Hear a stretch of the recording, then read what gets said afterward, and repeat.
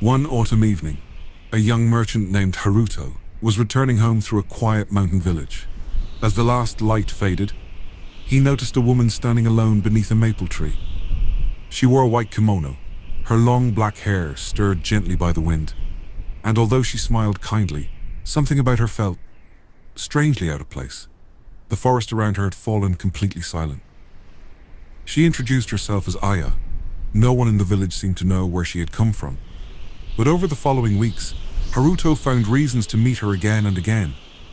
She was gentle, clever, and seemed to know things she could never have witnessed. She could finish stories before they were told. She knew when storms would arrive days before the clouds appeared. Birds landed fearlessly beside her, and wild foxes watched from the edge of the trees whenever she passed. Within a year, they were married. The villagers welcomed Aya. The whispers slowly spread through the streets. She never joined the harvest festivals after sunset. She politely refused every meal that contained tofu. On cold winter nights, muddy paw prints sometimes appeared outside their home, leading into the forest but never back again. Haruto laughed away the rumors, until the night he woke to find the bed beside him empty. Outside, the full moon hung above the mountains like polished silver. A single lantern glowed near the forest path. He followed it. The deeper he walked, the quieter the world became.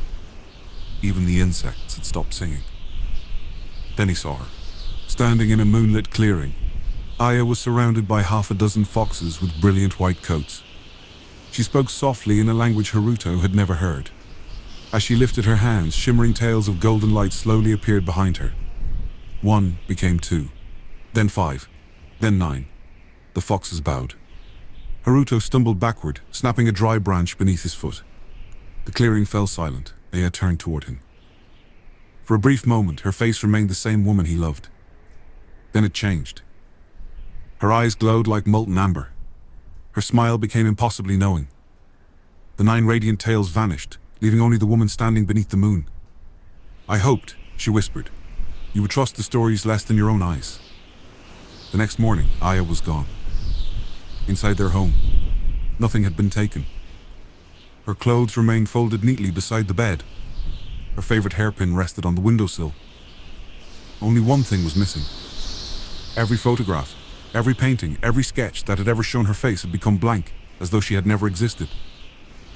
The villagers quietly nodded when Haruto told them what had happened. "You married a Kitsune," the oldest woman finally said. "They sometimes do." Years passed. Haruto never married again. Yet every autumn, on the anniversary of the night they met, a white fox appeared beneath the same maple tree outside his home. It never approached. It simply watched until sunrise before disappearing into the forest.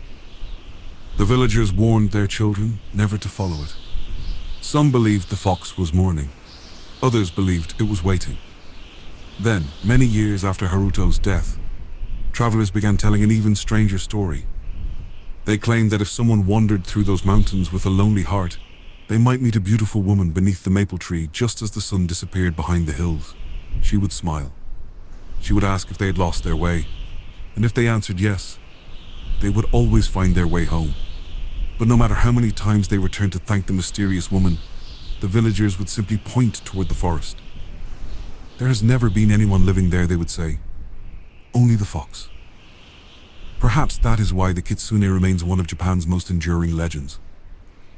Not because people feared her, but because no one could ever decide whether she was a deceiver or a guardian wearing the shape of a woman. Thank you for listening to When the World Whispered. Until our next story, keep wondering.